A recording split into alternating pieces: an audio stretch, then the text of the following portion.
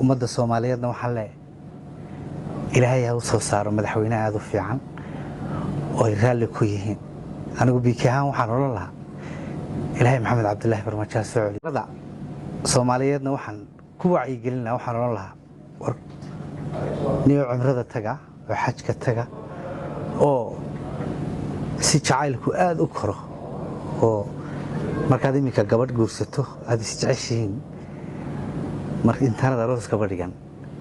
waxaad tagtaa cimrada ku beeg maasha Allah waqtigu soo qaata idinkoo aad isku sii jecel baa soo noqonaysaan maasha Allah cibaadadu way wax bay qurxisaa cibaadadu aad bay wanaagsan tahay Soomaaliyeedna waxaan leeyahay Ilaahay ha u soo saaro madaxweyne aad u fiican oo ay raalli ku yihiin anigu biikahan waxaan oran lahaa Ilaahay Maxamed Cabdullaahi Farmaajo soo celiyo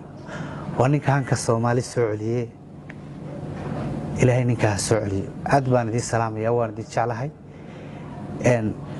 markasta wanaaga iyo xagga wanaagsan ka taliya markasta waxa wanaagsan ee wanaagsan dadka fara aad baan idin